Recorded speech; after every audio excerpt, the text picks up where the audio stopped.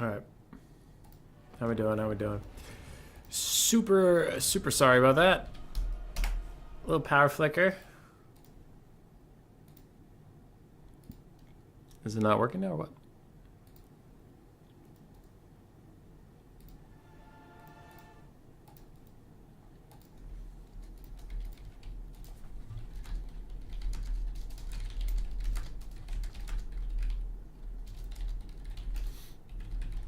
All right. How we doing? How we doing? Super sorry about that. A little power flicker. Okay. My internet went down, lol. No, I am so sorry.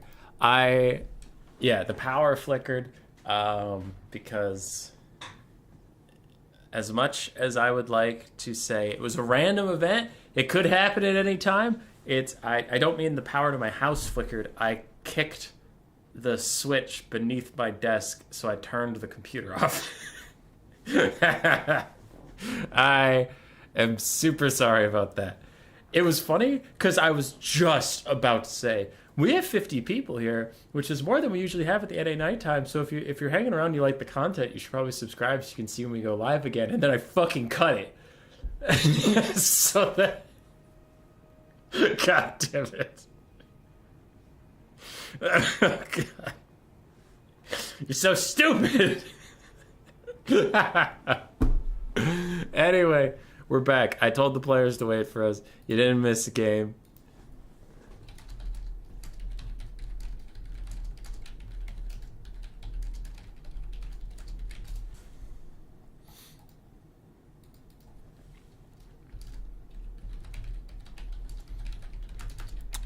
Yeah, so we're live. We're good.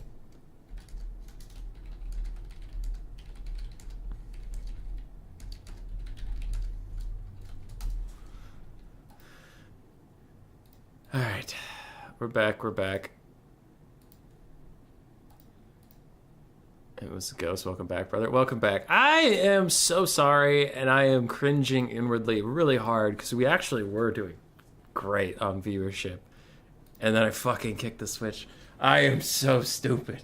I am so stupid. God damn it. Oh no. Oh God, it's him. It's the dumb. I'm so mad at myself. Nighthead. How you doing, dude? Oh God.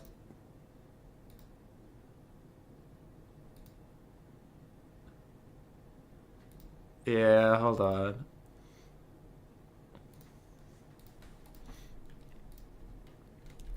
Okay. Yeah. I'm going to the other stream, Ghost, so I can put in the comments.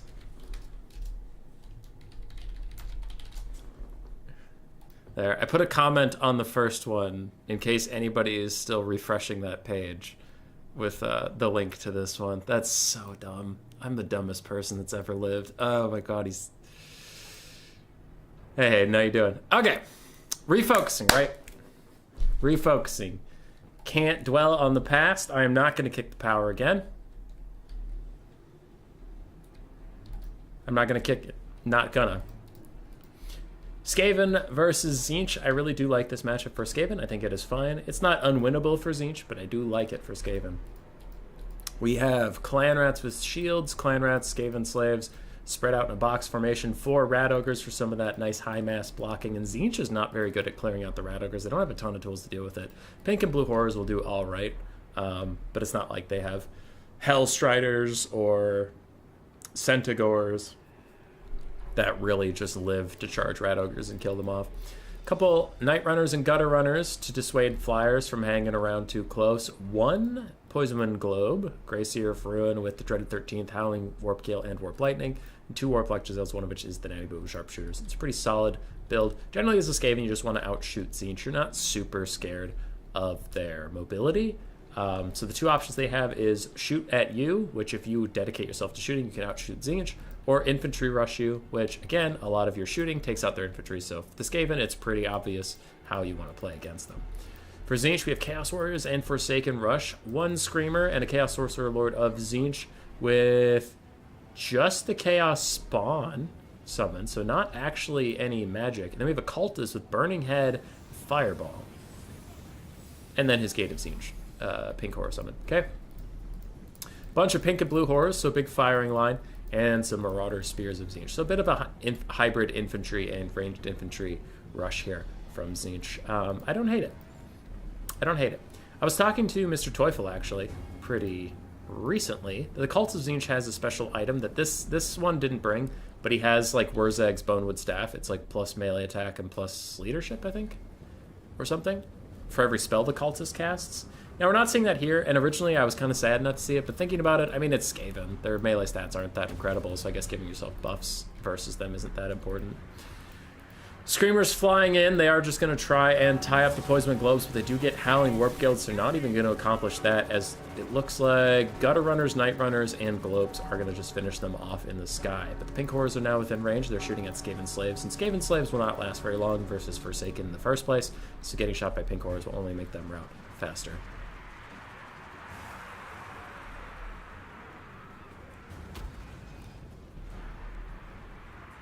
Yeah, Wand of Whimsy. Yeah, that's it. That's it. The Wand of Whimsy. Wand of Whimsy. Thanks, Spellbound. Skaven Slaves getting globed by their own friends, and they are just about to break, which will set the Forsaken upon them. The box should quickly dissolve, and it looks like it is now. When you realize that there is absolutely zero flank pressure, you need to dissolve your box and turn it into a wider and deeper front line. So your backline has more time shooting, because units in the back just aren't going to benefit you when there's nothing back there. It looks like that's what the Skaven are doing now. We'll see if they can get up here in time. We do have some blue horrors blobbing up a bit on the front line as they get attack orders onto stuff that's behind these clan rats. The clan rats are just holding for now. We need to see a Burning Head right here specifically to free up like 3 units of infantry to continue pushing back.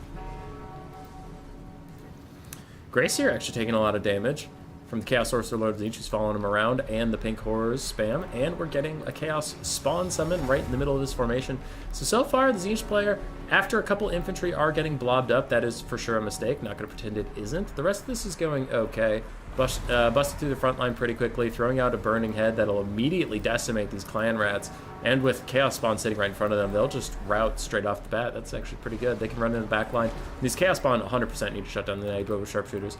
Cultist of Tzeentch got the bug. Yes, he did. He got the bug. So he used his pink horror gate summon, and it got canceled. Oh, no, he canceled it. Okay, good. Sometimes there's a bug where the gate comes up and no unit comes out, and then that's a disaster. Okay, so the pink horrors actually came out, and the Cultist of Tzeentch is taking a lot of damage from the Jezzails, which is why the Spawn have to do something. It looks like they are trying to, but man, those pink horrors, not pink horrors, the Jezzails are really making this Cultist have a bad day. Tzeentch does finally get through the front line. His units are going to start spreading out now, and that is good. Rat Ogre's running up there and having a bit of a hard time. Balance power is Skaven favorite, and I would tend to agree, though that Gracier has seen better days.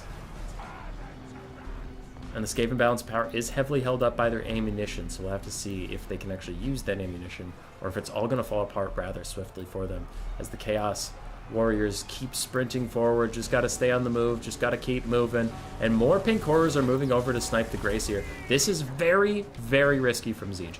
If you can snipe the caster, excellent play, but as I have done way too many times versus Malekith for the Dark Elves, I will throw a bunch of damage into him, not quite kill him, like he'll have like 10% health, and then he'll wander around the map doing Malekith things anyway. So it's risky. If you commit to trying to snipe the Gracier, you got to make sure you actually get it done. Storm Vermin, Halberds. Oh, I didn't realize this was a summon. I actually just thought this was a spear unit that walked away over here. Okay, so that's a Halberd summon. It'll go away in about 10 seconds. We still have blue horrors back here. Still have pink horrors. They're doing fine.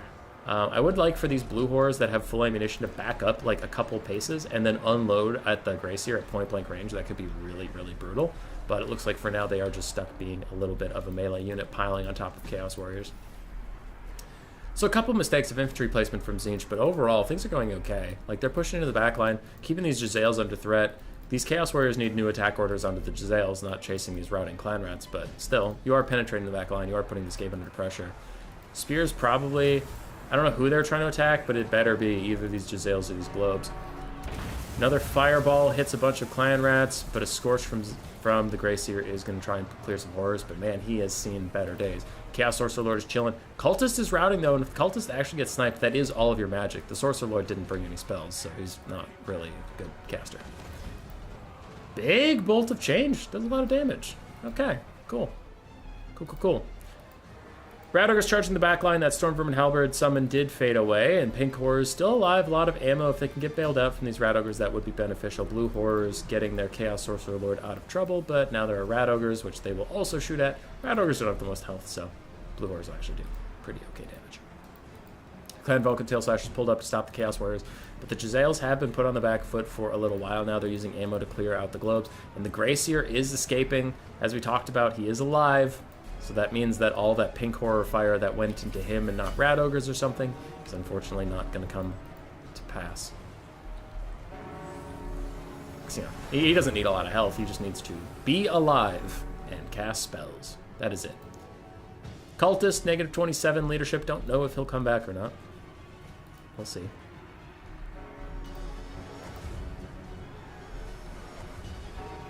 And it is starting to look like Tzeentch is reaching that critical point where they're just not quite strong enough to get through that front line. Clanrith Spears are going to fade now, but Globes did get a 3-for-1 shot there on some Forsaken, on some Blue Horrors, etc. I think that is the end of Tzeentch. Maybe, potentially, possibly, the Cultist could come back. And if he does, maybe we could get something working here, but I'm just not seeing it. Natty Boobos are safe. These other Jezzails are still firing. Yeah. It's looking like it. Bam, bam, bam. Like these Rat Ogres. Just like literally running straight through the Chaos Warriors. I don't know what they have attack orders onto, but they're just running right through Chaos Warriors. They don't give a shit. Blue Horrors and Pink Horrors trying to peel off the Rat Ogres from the Chaos Sorcerer Lord. Seems legit, seems fine.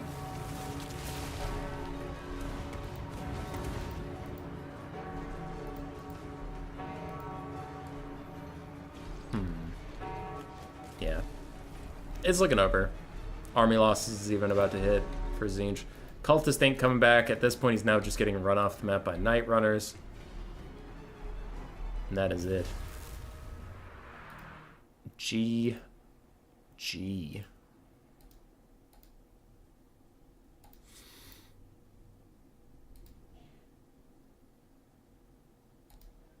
GG indeed.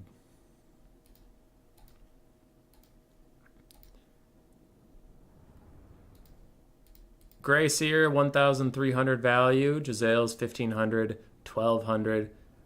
For the skirmishers, not amazing value, honestly, but they were there. They did stuff. Good for them. Clan Rats did okay. Globes, 900 value. That was fine. Rat Ogres did some blocking.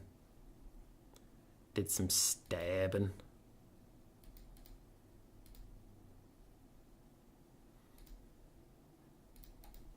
The other side for Tzeentch, Chaos Sorcerer Lord did okay. His Chaos Spawn summon was useful. Cultist was neat. Got sniped up by Jezzails. Forsaken did okay. Blue Horrors did overall well. Marauders of Spears did fine. Chaos Warriors did okay. And Screamers got shut down. But it is a tough matchup for Tzeentch. For sure. You saw why. You kind of get outshot. And the Tzeentch isn't known for blitzing through.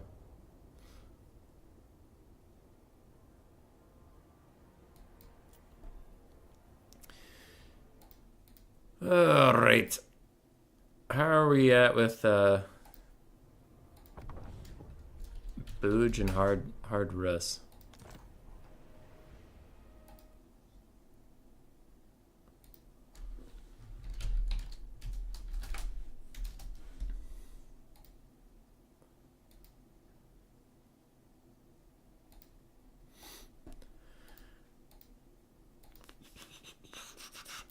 To the 24 of you that came back, you're absolute heroes. You're the heroes the world needs. And I said I was over it, but I'm not over it. I'm so stupid. I'm so stupid. I can't believe I flicked that switch, man. It's not the saddest I've ever been, but it's top 2. It's top 2.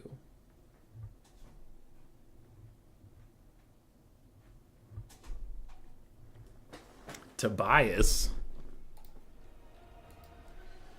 Tobias? Is Tobias Fate streaming this fucking game right now?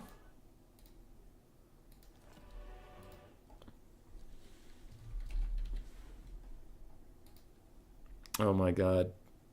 At Domino's, we took all the best things about pizza and put them on our new loaded It tots. says he's streaming League of Legends, but there's a Tobias lobby, so I have no idea.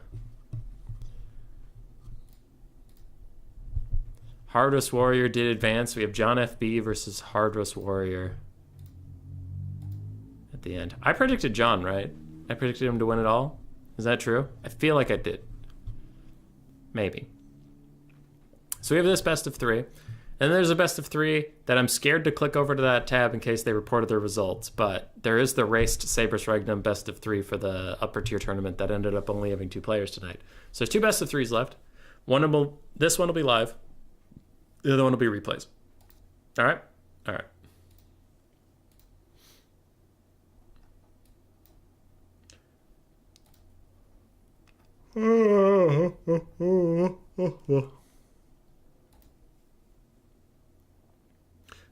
Not going to lie, I cried at my defeat. I wanted to be better, but I have so much to learn.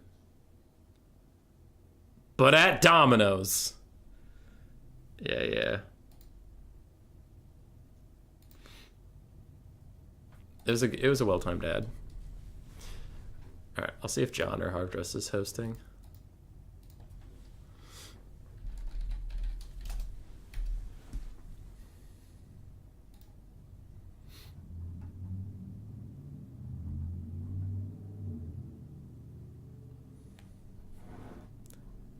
I need to do something about that switch on the floor.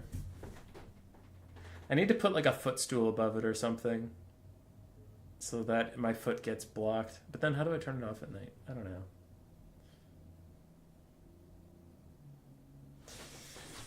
God damn it. Alright, let's move you. Move you way over there. Okay, don't unplug anything. Don't unplug anything. Don't do it. But shouldn't you do this after the stream in case you accidentally unplug it? Shut up! Shh. Everybody shh. Be calm. Be chill. There we go. It's off in the corner now. I don't get why the 52 people don't all come back. I don't know.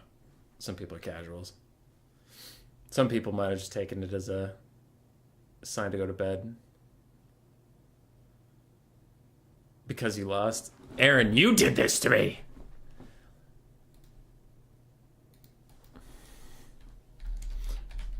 Alright, John's taking a bathroom break after his best of 3. He didn't know he was up right away.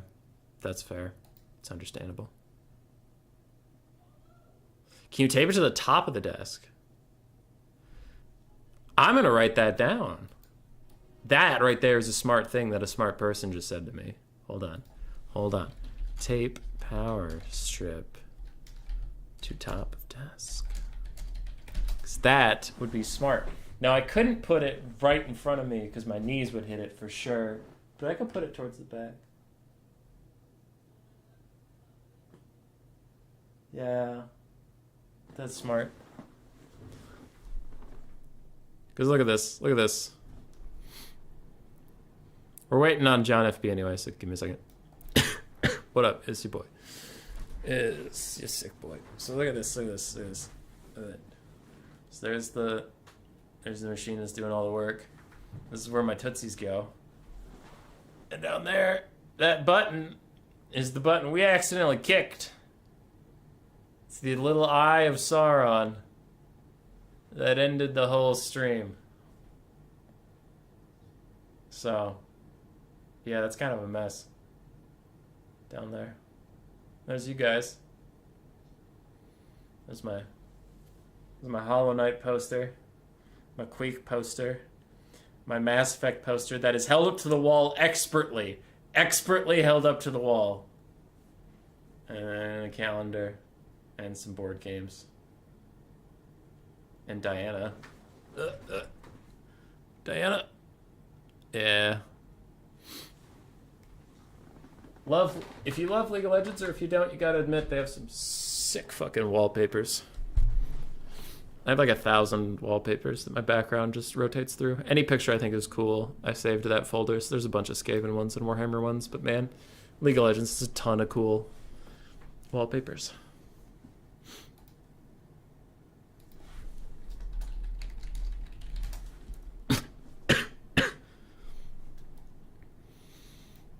I wonder how long this cough is going to just linger.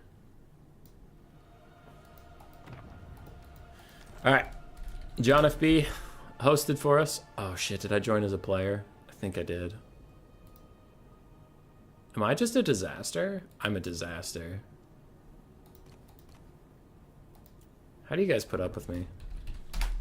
There we go.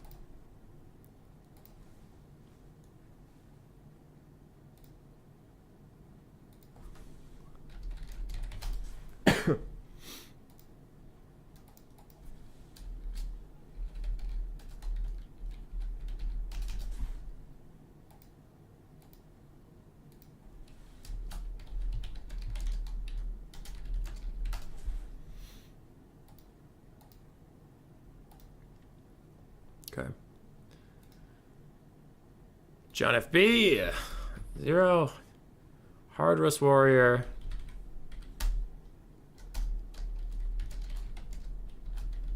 Zero as well.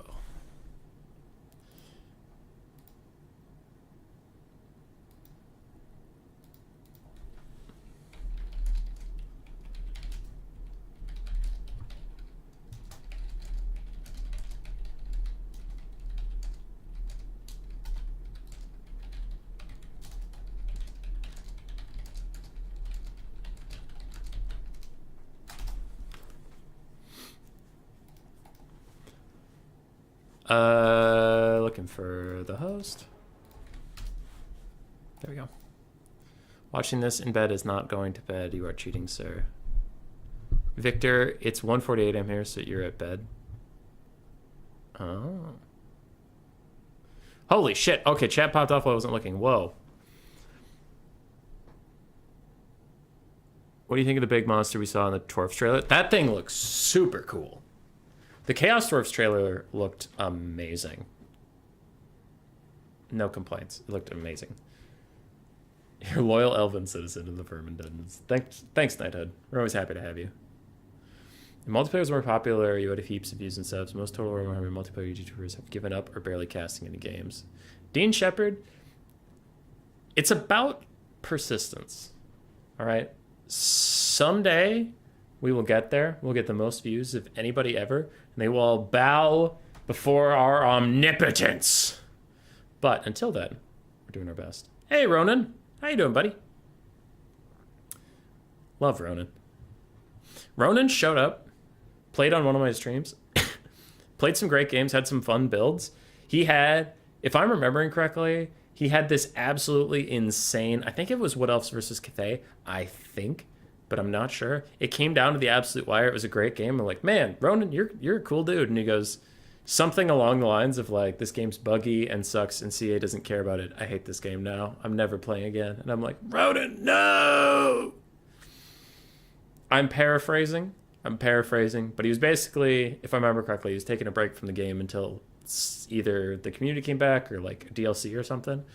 Like, a ton of people did that exact same thing. But it was really funny that Ronan just joined. Maybe you're not the same Ronan.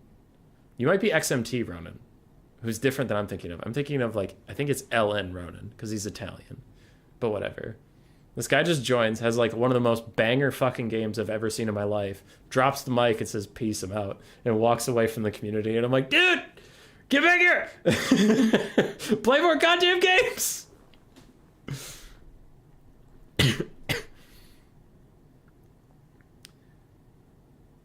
Engineering genius, yeah.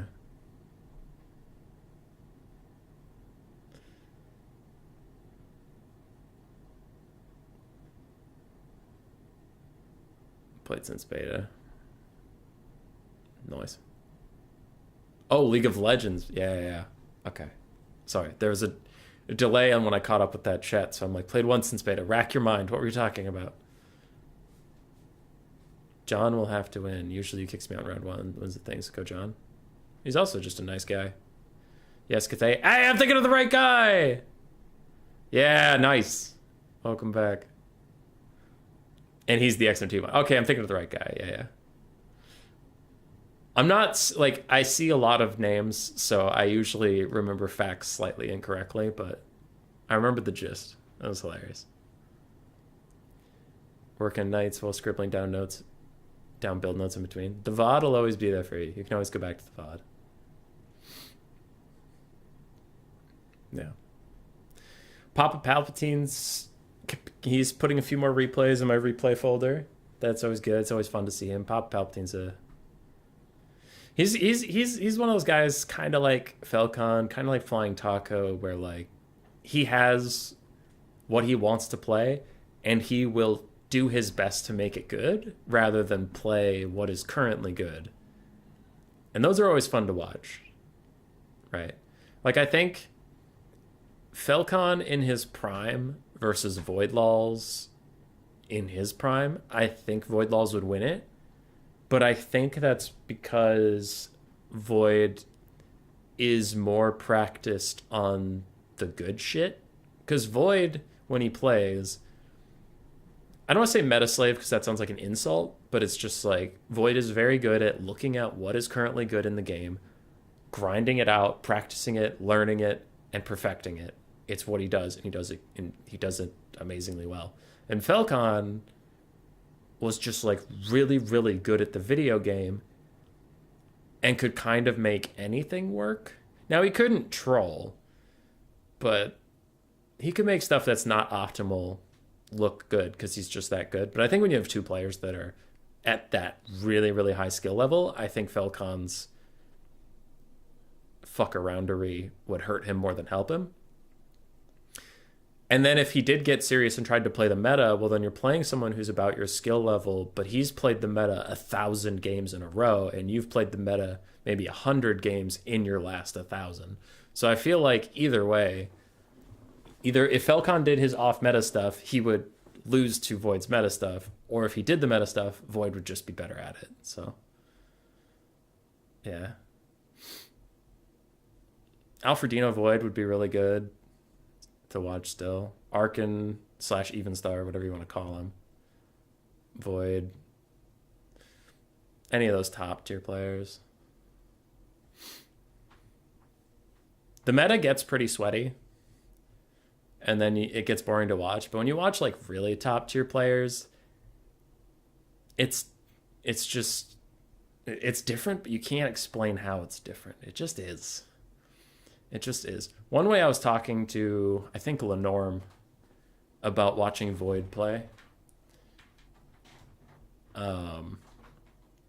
was like, it feels like you're watching an army move instead of someone playing a video game, because everything's always doing something. Like everything's always moving. Everything always has an objective. No units are ever forgotten. No units are even standing around. They're all moving, and it's like you're watching a movie or something. Like, you know what I mean? Like all the characters that are in the game have a consciousness and are deciding to go do stuff. And it's not just Void. Like Void's not the only player who's done that. It's like, again, it's that top tier of players that I'm talking about, like Flying Taco, Falcon, Alfredino, Evenstar / Arkin, Void / Mofet, Crabling, you know, Tloxon Soothsayer back when he played. Like that upper caliber of people that just keep all of their units moving. It's so interesting to watch. And then you try and do it, and it's like, how do they click so fast? Are they on cocaine? What the fuck? Yeah. Ronan, please join VOD so I can be better and we can love you. I'm sorry, Ronan. I didn't mean to upset you. Falcon actually trained Void though? Yeah, but I just don't think Falcon's been grinding as hard recently. I don't think it's unwinnable for him. I was just saying, if I had to put money on one of the two, I would probably put it on Void for those reasons. But if Falcon would, I wouldn't be like, this is madness. I would be like, oh, nice. You know what I mean? still remember that one video from Murdoch or Falcon did amazing bait and switch. Dude has some insane micro. Yeah. Like, there's a whole tier of players that have that kind of micro. And it sucks that it usually takes big money tournaments to bring them out. But then when they play, it's really good. It's real good. Like, Alfredito and playing on Turin's last faction war was still some pretty solid stuff, right? And I know the blocker's there. I'm taking it down. But are they on snort cocaine rock? Warpstone tablets! Me and Falk only play Hunt Showdown for now. He doesn't like the game at all. Yeah, that's fair. That's fair, Roman. I faced Falcon early on in my quick battle days. Every unit on a dedicated player designated to control it. It was insane. Yeah, that's how we can take, like, off-meta stuff and still win, is, like, just playing so efficiently overall. Anyway. Armies are set up so I can cast them now. We have Ogre Bowls and Ogre Bowls with Iron Fist on the front line for John FB and his Ogres. I did take the blocker down, right? Yes, I did. In the back, we have the Sky Striders Crushers, ROR. We have some Sabertusk packs guiding a second Crusher with great weapons. We have a Fire Belly. Why? I hate the Fire Belly, but why? Why do we have the Fire Belly? We have a Fire Belly with Flaming Sword of Ruin and Burning Head. We also have a Tyrant with Snacks. He just brought Snacks. He didn't even bring that fart power he has with -8 leadership, which might be good against demons, but I don't know. I hate the Tyrant and Fire Belly combo. I hate it. I absolutely despise it, but we'll have to see how it goes. On the side of Tzeentch and Hardress Warrior, we do have 3 Screamers of Tzeentch, anti-large armor-piercing flying units, Kairos, Fate Weaver with blue fire and regrowth. Very, very powerful lord. Can literally get infinite winds of magic if he just spams blue fire undercast, and that is very upsetting. Staunch line of spears, secondary line of Chaos Warriors with halberds, 1 blue horror, and a soul grinder for some sniping potential. Also, I forgot to mention the Noblar Trappers. There's 5 of them. The whole front line is Noblar Trappers, not basic Noblars, because Noblar Trappers do okay in melee. They have some range shots, but also they have a rather potent Noblar Traps ability, where if they get caught in melee, they can use their Noblar Traps to do a little bit of damage to their foes as a big middle finger.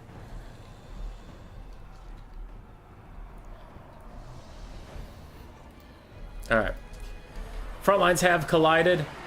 Ogre's getting a little blocked up on these Screamers, but the Screamers are not going to have a good time. They will get cut out here soon. A blue fire cast, unfortunately, on the Noblar Trappers is not worth it there. For Kairos is going to want that one back. Hopefully it was undercast for him. Marauder Spear is already pushed off by Big Burning Head that actually hit a second Marauder Spear and routes them as well. And a third? And it almost routes them. They went down to 0 leadership for a second, but they're back up to 4. They're going to hold for now, but the Ogres are loving these routing guys. They can chase them down and get some of that army passing. But blue horrors are now beset. But there are also halberds. This is a bit of an overextension from the Lord and Hero of the Ogres. They're going to really want to back off there because there's a Soul Grinder just sitting over here. And if he gets attack orders, he could finish off that Fire Belly in like 2 more shots. But that Soul Grinder has to be careful. He has Crushers on the hunt. Crushers coming for him. And Marauder Spears are not going to be able to stop him. Crushers are going to dive down on that Soul Grinder. They'll make short work of him. The Tzeentch version of the Soul Grinder is not a good melee combatant. 42-35 are his melee stats, and that's just not going to match up to Crushers at all, who now have him surrounded. So Tzeentch is in a tough spot. The front line is faltering for them a little bit. Now, the Halberds are just reaching the front line, and the Halberds will do well. But the Marauders have just been torn apart so completely that I think maybe the Ogres should be able to pull out of this front line, let the Noblar Trappers deal with some of the Halberds, and get their army passive off of chasing the Marauder Spears that they pushed off. Screamers are also dying to Sabertusk packs while the Noblar Trappers turn sideways, and this has been really good from the Ogres so far. Now, all is not lost for Tzeentch. Hardress Warrior is keeping up on damage value. Balance of power is about equivalent, and if these Crushers can't manage to really kill the Soul Grinder, then that could be a good thing. If the Ogres have enough army passive charged up, I really hope they save up for a Butcher instead of wasting it on either of the other 2 arm abilities, because without your Troll Guts, they didn't bring a Troll Guts caster, a Great Maul caster, these 2 Crushers are extremely vulnerable to just attrition, right? Just having to kill so many things, they're going to take damage. Like right now, they need to turn and fight these Screamers, kill them, and then push on to keep up with that Soul Grinder, and for that, you're going to need a Butcher. So really hope that army ability is coming out soon. Another Burning Head, this one onto the Halberds that are surrounding the Lord and Hero, though those are Chaos Warriors with Halberds, 100 armor on them. Burning Head is not a very good AP spell anymore, so I really think that the Lord and Hero of the Ogres are in huge trouble. Crushers doing their best to fight. Regrowth used on the Screamers, that's actually kind of cool. Keeping them in the fight, they're doing really good damage to these Crushers. But we do have some Ogre Bull support. They are recharging the Screamers. Maybe that will be enough to finish them off. Ogre leadership is barely holding on for now, just trying to use their regen from snacks. This guy doesn't have any regen. He's on his own. And Noblar Trappers are trying to bail them out, firing these Chaos Warriors to Halberds, but it's really not going their way. The Sky Striders are here as well. Everybody is really committing to this fight to save these Crushers. Yeah, they're here. Now, Kairos is stuck on the ground. He has Oracle of Eternity, giving him 40% damage to this for best, and he has some physical resist. If you can snipe him, that's cool.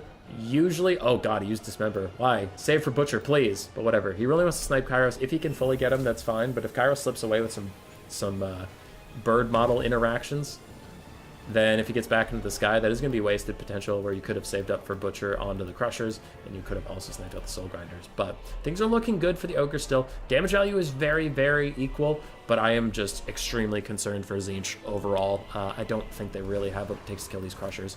Soul Grinder is now going to be beset by Crushers, and if they take him out, that is a huge value trade for the Ogres. That full ammunition is doing a lot for this balance of power, and it won't for very long. Tyrant is broken, but he's not dead. So the Ogres don't suffer a massive leadership penalty yet. They should get him to safety and then just keep him there. Just keep him safe. He is out of usefulness for this game. He's too low on health for being a melee lord. Everything here is anti-large. Just get him to safety and don't let them leadership bomb your entire army to dust.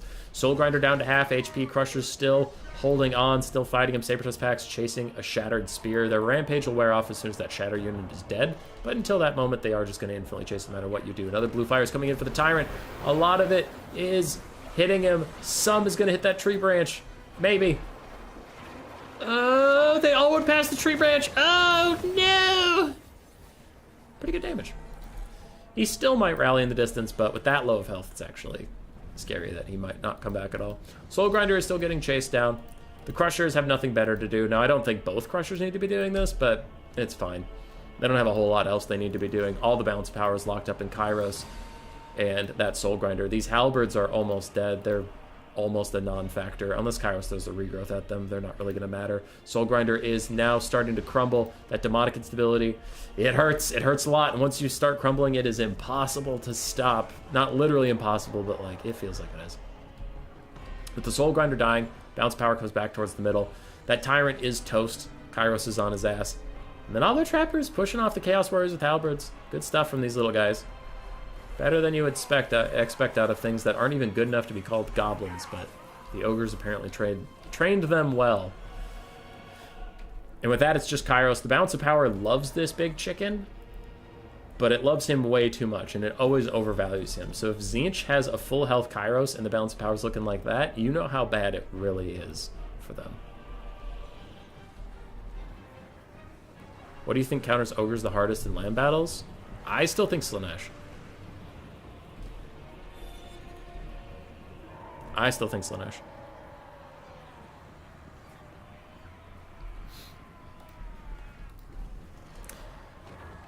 So we are down to last dregs of this game. These Crushers got a Butcher while I wasn't looking because that's way more health than they used to have.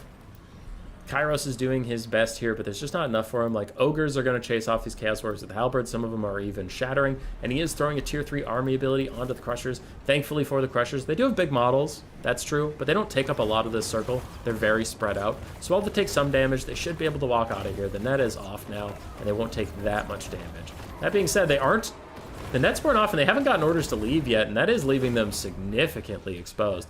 Took a lot more damage than I'm sure John had wanted them to. And Kairos is throwing down a regrowth onto these halberds. Okay, we might still have a game here. Maybe.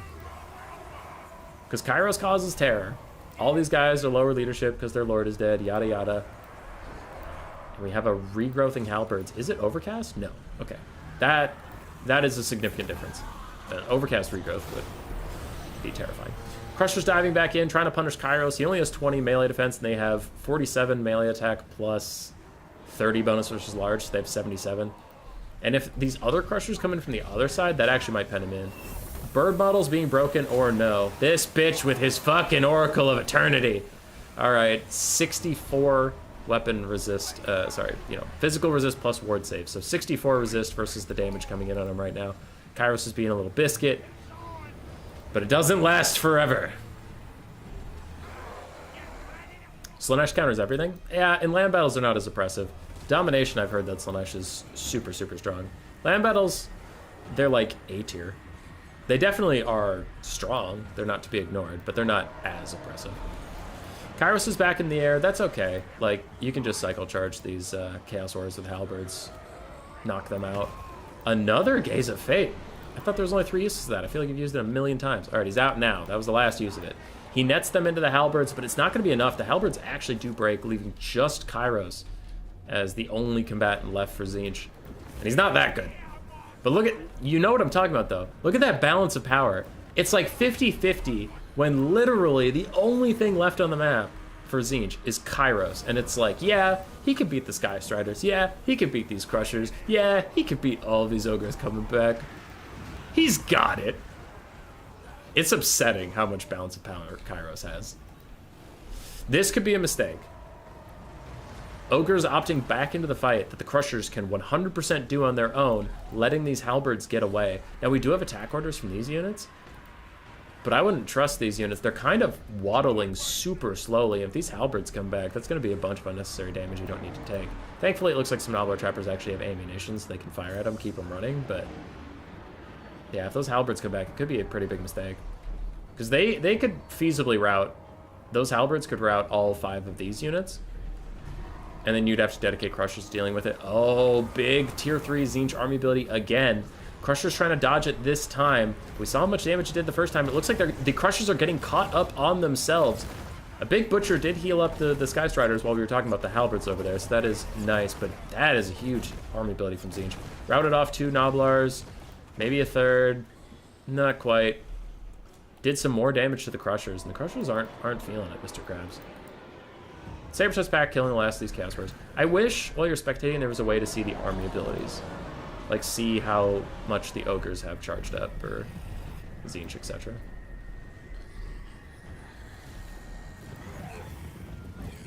Alright, Kairos throws another regrowth onto himself. He's going to heal cap from that 100%, and god damn it. CA, 2 things. 1, why does Kairos have so much Winds of Magic regen? 2, CA, why does Kairos have regrowth? I know that's like his shtick, but god, he's annoying. Because this dude right here has 20 melee defense. They clearly were like 20 melee defense, 50 armor. Kairos is not supposed to get into melee. But also, let's give him a shit ton of damage resist. Let's give him one of the most broken models in the entire game. And let's make it impossible to kill in melee. Because of reasons. Oh well. He's down to half HP. He's literally heal capped. He can't get any more healing even if he wanted to. The Crushers are still surrounding him. The Crushers are still beating him up. And they have enough health to get the job done. Even if their Nobblars keep terror routing. Even if there are Sabertooth packs off in the distance chasing down 2 Chaos Warriors with halberds. It's not going to be enough for poor Kairos. The balance of power finally starts to accept reality. Starts to accept fate. And he will eventually fucking die. There's the demonic instability. GG. It was pretty close. Honestly, I thought that would be not nearly as close when we got into the super late game where the Soul Grinder died, and then it's like, okay, we have 3 super wounded Chaos Warriors and Kairos. I thought it was going to be over much more quickly, but those tier 3 army abilities, the 2 Tzeentch had back-to-back, cleared out a lot of stuff. For the Ogres, the Tyrant sucked. I just hate him. Firebelly sucked. I just hate him. Crushers did fantastically well. Sabertooth packs did okay. They did what they had to. They're kind of like dog units. They just chase stuff off. Ogre Bulls did fine. And Nobbler Trappers, Chef's Kiss, they did fantastically. This has been one of the rising things in the meta, is a lot of really good Ogre players. Because I saw someone in the chat ask, and I'll get back to that question, but someone in the chat asked what happened with Ogres. People realized, and not me, I'm not taking credit for this, people realized that Nobbler Trappers aren't actually Archer-type characters. They're more like miners with blasting charges for the dwarves, and that just made the Ogre frontline so much better. Because it's like, you either have to fight us in melee and take that damage ability that's really annoying for you, or don't fight us in melee, and we're just going to shoot you with our little arrows. And then in the late game, when they rally, like Nobblars always do, they have tons of ammunitions, they come back and they serve as like kind of a cheap archer unit to distract some things and be annoying. They're fantastic. And Ogre players have just been adopting a ton of these guys and really prospering, so it's part of the reason that they're all of a sudden good, is just a unit that everyone thought was okay at best turned out to be strong as hell. On the other side, Kairos did great. His value's not going to show it, but we all saw how annoying he was and how good he was at sniping and regrowthing stuff. The Chaos Warriors with halberds putting in the work. 2,200 on one of them. Screamers also did okay. One of them did well. Two of them got shut down. Kind of surprised by that. Marauder Spearmen did all right, but a lot of non-armored infantry just get bodied by ogres. Even if you have a spear, they're just really good at killing low armor infantry. And the blue horrors did fine. So GG to both players. It was very close. I think the Soul Grinder is traditionally strong for Tzeentch, but not versus ogres. Ogres have too much healing and too much mobility. They're too good at running it down. Soul Grinder's really good at kiting out factions that Tzeentch can keep at arm's length, and whatever faults the ogres may have, it's not catching you. They're real good at catching you.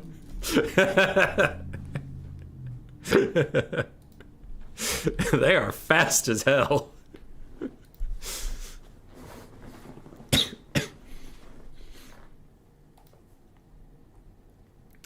Okay, scrolling back up in the chat while these guys do their picks and bans for game 2.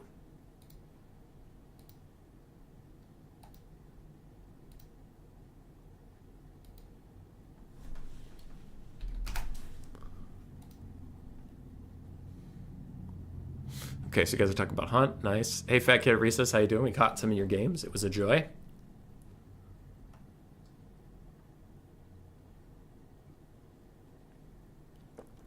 There's a new Vermintide map. Did they ever come up with Sienna's fourth class, or did she just not get one?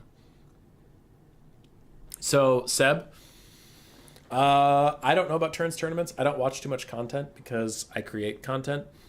And I'm not trying to be a dick. I'm just being real. When I spend most of my time preparing content, setting up content, display. I have one video a day, so I have to record all those and edit all those. And then I play enough to keep my skills up so that I'm a relevant person, right? Because I don't want to be the type of caster where I don't know what I'm talking about. So to know what I'm talking about, I have to at least practice enough, play enough, know what I'm doing enough. Watching a ton of replays that don't make it into content, like replays that people submit and I go, this one's not really going to make the best video. All that stuff, the last thing I want to do when I turn off my stream is watch someone else. So I haven't watched the turn streams you're talking about. So I don't know about domination, but land battles, yeah. Nobbler Trappers coming into the meta has been really good. Crushers, people all of a sudden realized, and again, not me, not taking credit for it, people realize Crushers are stupid good.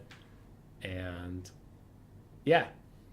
Also, as Knighthood was saying, people are just learning how to play them. You're learning what units are a bait pick, what units are actually good, what spells are good on the brand new lore. Because you have the lore of the Great Maw, where for a while people were using that like Bone Cracker or something, the plus armor and plus missile resist. I think that spell is trash. Some people are using the plus melee attack one. That sounds good, but ogres have never struggled for melee attack. They struggle because their models are too big at times and they can't surround something properly. Or they struggle because they're all large units and they get shot in the face. But the plus melee attack, they don't need that. So that's kind of a worthless spell, in my opinion. So people learn that Troll Guts is really strong. I don't see as much Bone Crusher anymore, and I think that's fair. It's a good damage spell, but 10 Winds of Magic is too precious that you could use on healing up your big units instead of just killing theirs.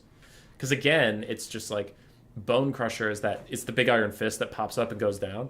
It does good damage, but the things it does good damage versus are like infantry, which ogres are already really good at steamrolling infantry.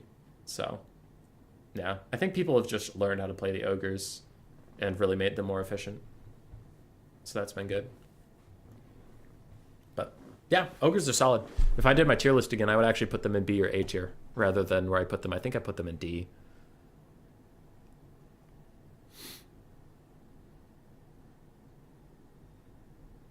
Months ago, I made a lot of tests with Ice Power and Ogre Kings for Dark Elves. Dark Elves is a really nice matchup against them in land battles.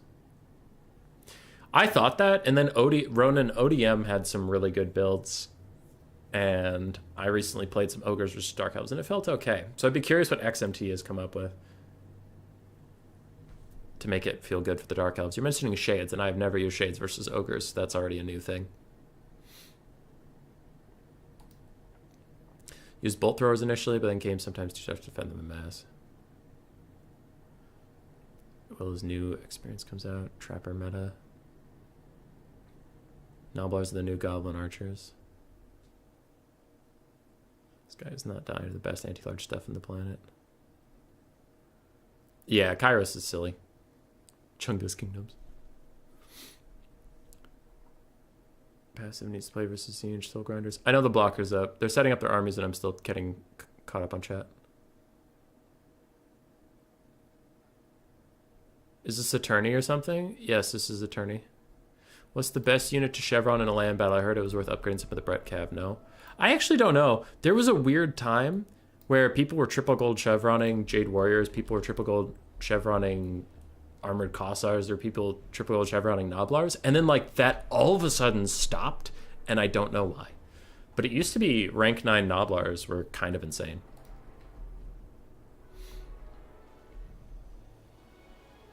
Soon for the 4th class, yeah. New map coming on the 28th. That'll be fun. I really like Vermintide. I think Darktide's fun, but I'm just more of a fantasy guy. So it's like, oh, this is cool, but like, it's not my genre. I'll still play it with friends and I'll still have a great time, don't get me wrong. But I'm not like, I'm not as stoked for it as Vermintide content.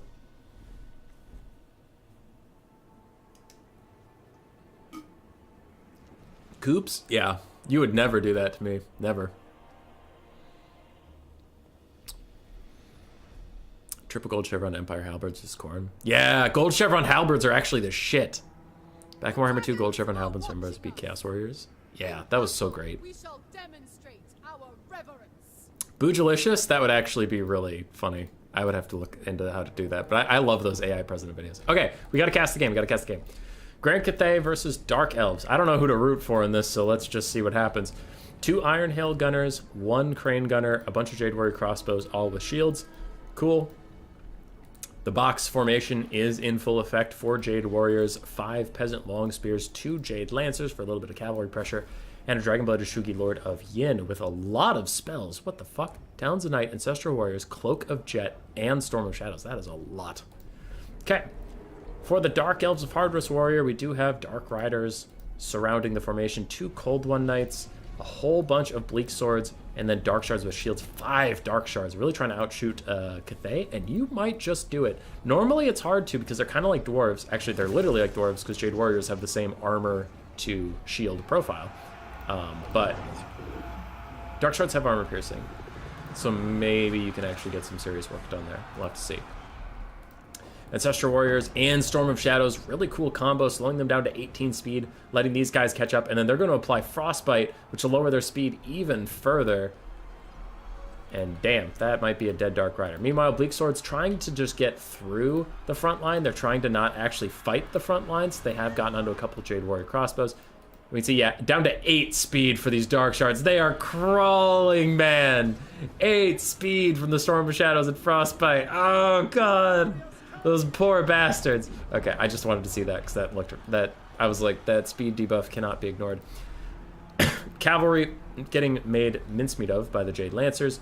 Second Jade Lancer is up in the front line trying to stop these Bleak Swords, but man, you can see Hardress Warrior trying to duck and dive. He's trying to sneak these Dark Riders in, because if you can get the Dark Riders onto the Crane Gunners for even a second, you can do some insane damage to this 1,000 gold piece unit, and he does get them through. Some are still caught up on the Peasant Long Spears, but he says, fuck that, I don't give a shit. He just dives in. Half health on the Crane Gunners already. Iron Hail Gunners really punishing Malekith. This is a unit that I don't play Cathay much, but when I do, I forget this unit exists. I don't take it, and then I'm like, how does Cathay win this matchup? And someone will tell me Iron Hail Gunners. They are very good for their price point. Dark Shards punishing 1. The Crane Gunners are gone. The Dark Riders did their job there. Malekith throwing down a big Soul Steal. He's going to hit 4 units in here. And I'm getting scared for Cathay, you guys. These Dark Shards survived the Ancestral Warrior summon okay. Took a lot of damage, but mostly were just distracted, and Jade Warriors are now going to chase the Dark Shards off in the distance. John FB realizing that he can't just let these guys keep shooting in on him like this. Dark Elves are up on the damage value, and now Murderous Prowess is popped, making it even better for them. Their whole roster receives a bit of a stat buff. Really going to help out Sofa. Does Malekith not have Murderous Prowess or Mastery? What the fuck? Why doesn't he? Overcasted Talon Knight is going to straight up delete that Dark Shard, so goodbye Dark Shard. Hope you had a nice life. And yeah, Malekith is like the only unit that doesn't get Murderous Prowess or Mastery. What the? That's dumb. Is that all their lords? Do their lords just not get it? Whatever. If anybody knows, let me know, but I'll stop getting distracted now. Jade Warriors chasing off these Dark Shards, just trying to keep them occupied for a little bit. The Cathay box is really falling apart, though. There's just not a lot of meat left in it. That being said, how much do the Dark Elves really have? These guys are looking super injured. There's one healthy Cold One Knight. That's fair. There's a couple healthy Dark Shards. Another healthy Cold One Knight. But their Bleak Swords are all dead. Their Dark Riders are mostly dead. So there's not a lot left to chase down this stuff. So Cathay could really rally in the backfield and come back. Come back stronger and in greater numbers like the Sand People. But we'll have to see. I still definitely think the Dark Elves are feeling solid. I just meant that Cathay's not out of it yet. The Dragonblood Shugi Lord is a pretty nuts combatant for some reason. I don't know why she is. That would be like my first and easiest nerf to Cathay is for some reason their Caster Lord has 55-40 for melee stats, which is fucked. But whatever.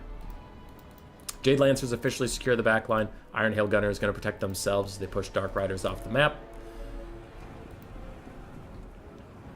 Cathay gearing up for the late game. But will it matter? There's a lot of Dark Shards left, you guys. A lot of Dark Shards. Dark Riders dive in onto the Iron Hails. I don't know if they have enough models to really do that much damage, but we'll see. We'll see. I am concerned what's going to kill Malekith. Peasant Long Spears are going to kill these Cold One Knights, though. Oh, God. I mean, yeah, there's a little bit of Jade Warrior Fire, but it's mostly these Peasant Long Spears. Peasant Long Spears are insane.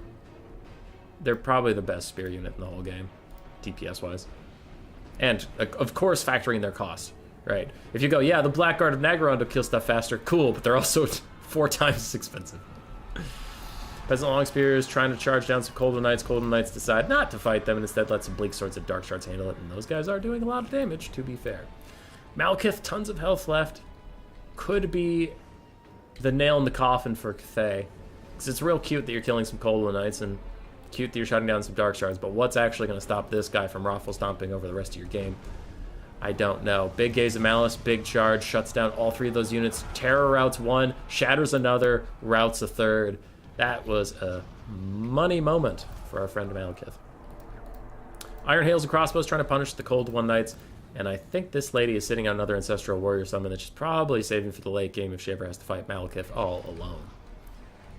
Harvest Warrior is cleaning up anything of Cathay that routes, and I do think we officially crossed the point in no return. I do not think that Cathay can win this game from this point.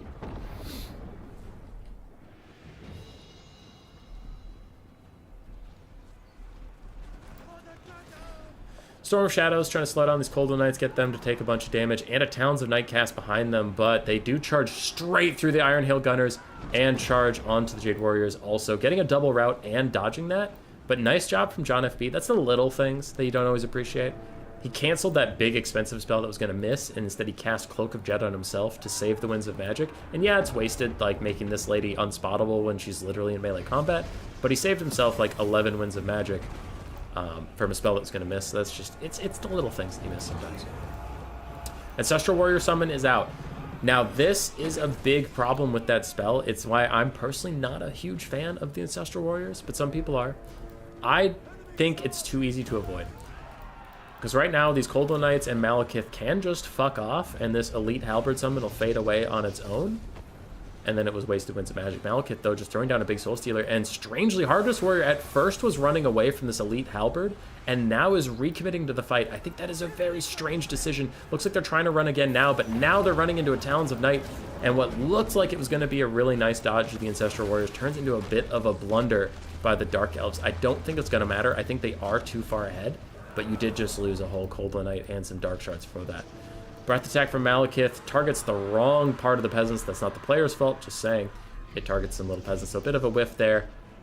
Dark Elves having some troubles in the late game, but it's not going to be enough to lose them this game, because Cathay is officially down to some almost dead Peasants, some almost dead Jade Warriors, a half-dead Lord, versus a full health Malekith, half-health Cold One Knights, and Dark Shards, honestly, aplenty for this point in the game. Because remember, I didn't include the Ancestral Warrior summon because it's fake. It's a summon. And it's actually just going to get army lost, so it's fine. GG.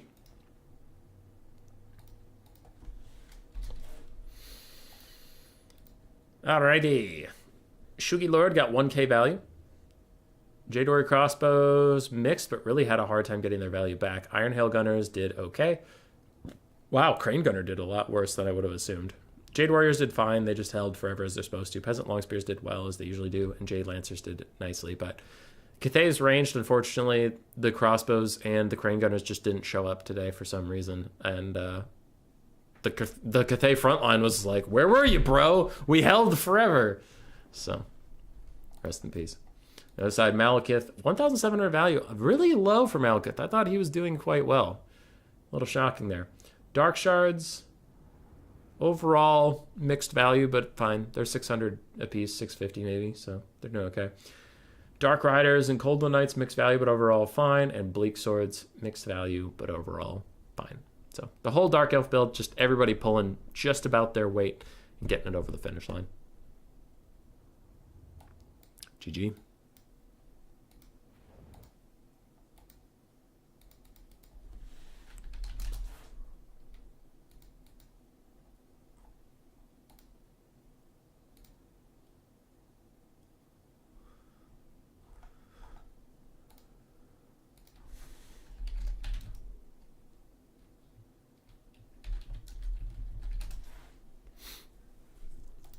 So we are going to game 3.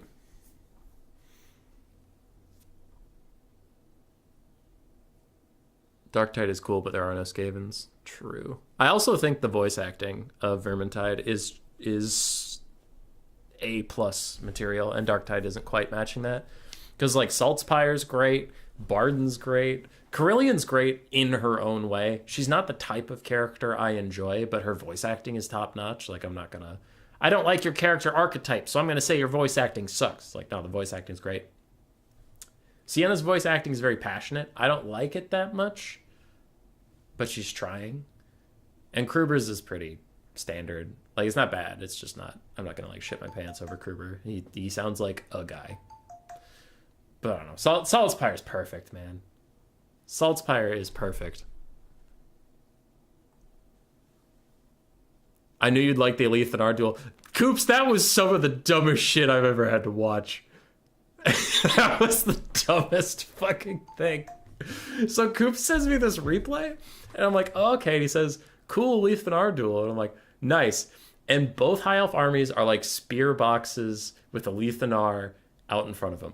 All right, cool. And Coops, I know I'm not telling the whole story. I'm paraphrasing to get the point across. But it's like these two boxes of Alethanar. In the start of the game, Alethanar shoots Alethanar, and both the Alethanars are shooting at each other. You're like, all right, one of the High Elf boxes moves into the woods and starts walking around through these woods so they can't get shot on the way up. The other High Elf box starts walking around the lake to go where the other High Elf box used to be so that they can flank them. And then the High Elf boxes switch positions. Meanwhile, Alethanar shooting Alethanar. Then one of the Alethanars kills the other Alethanar, and the game ends. The High Elf boxes, the armies, never met. They never got in range of shooting each other.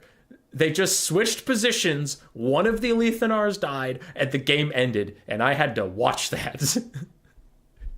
It was funny. Like, it's a funny troll to do to a person. But it was a terrible game.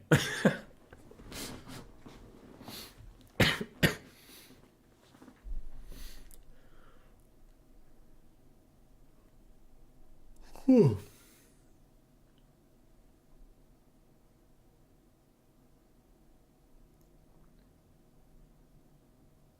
Cheers, young boy. How's Chrono treating you? It's getting better. At this point, I just have some voice stuff and coughing a little bit, but I feel fine. Clearly, that they needed more balloons. Goddamn right. Dark Shards and Malekith wouldn't just tear it apart. No.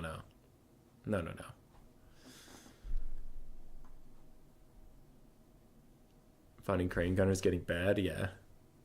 Malekith had a lot left in the tank. He was chilling.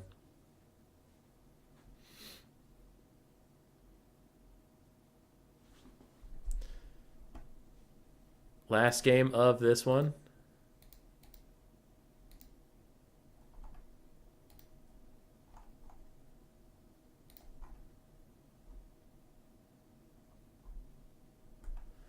Oh yeah, I should message him eyes.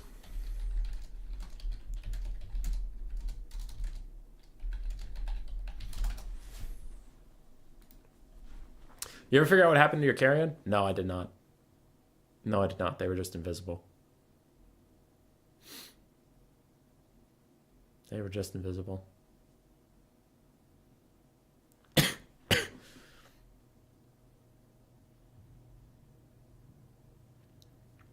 Dark Elf Slanesh, our first Slanesh of the night, our 90th Dark Elf. This is not... Dark Elves are not a new thing. They've been here for a while.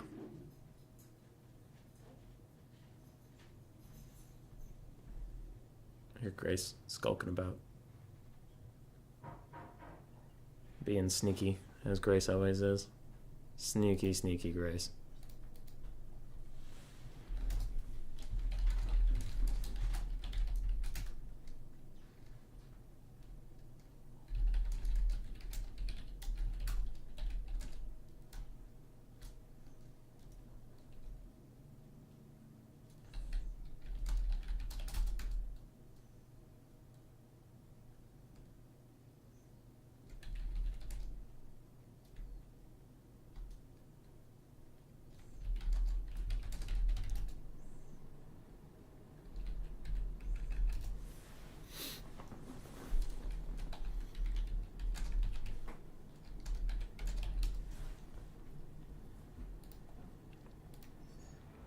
Looking the games, keep in mind versus Khorne also Minotaurs. Khorne Minotaurs are strong. Though it's funny, a lot of people meme on the Khorne Minotaur bus for being brain dead and easy to play, but I'm actually kind of bad at it somehow. I know it's like hard to be bad at that playstyle. I know that that is true, and I am. So, rip. Like, I'll just forget my Minotaurs for a second, go, where are those guys? And then I find them, and there's like 2 models left, and they're almost dead. Oh. Okay, I don't know what happened to you, but my bad. Sorry. Sorry, Minotaurs. Is it fair to say Malekith is the best legendary lore in the game? Yeah, probably. Standalone. Because Imrik is really, really good, but he needs a life caster. So if you just take Imrik, he's not as good. Or if you take Imrik and a life caster, then you're paying 4,000 gold. So you have to factor that in. So Imrik's up there, but he's not the best. I'd say it's between Malekith and Be'lakor for best individual, just one unit strength. Malekith and Be'lakor, because Be'lakor is better than Malekith, but he costs like 800 gold more. So you have to factor that in. And once you factor that in, I'm not so sure who's better. It's very close. So one of those two. Archaon's very popular. He does different things than Be'lakor, and he's still very, very good. But I think, like, toe-to-toe, I think Be'lakor's a little better, just because Be'lakor has access to healing and Pit of Shades, while Archaon has Spirit Leech and better dueling. But it depends on what you're looking for, right? If you're trying to kill one person, Archaon's better. If you're trying to defeat an entire army by yourself while your dog shit roster leaves you behind, Demons of Chaos, Be'lakor. So Archaon's up there too. Imrik's up there for sure. I'm trying to think of other lords that are up there. Kairos is up there, but I think Be'lakor and Malekith just are like just a little bit more. A little bit more. Be'lakor is a Chaos God, true. Where are your Wood Elf boys at?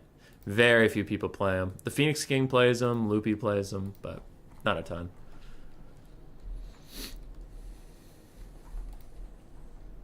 How can High Elves deal with SEM rush?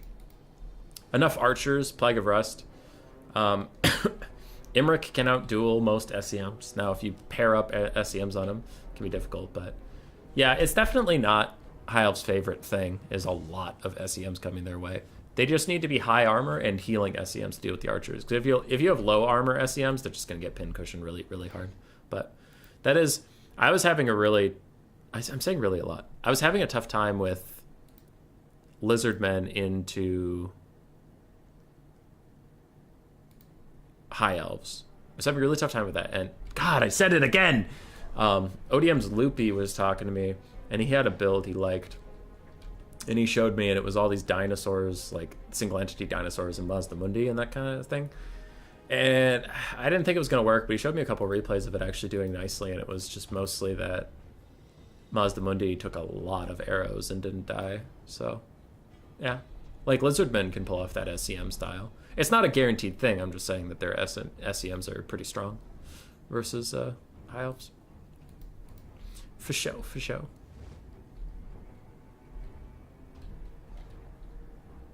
Sad Wood Elf noises. Their great Stag Knights have been pretty good.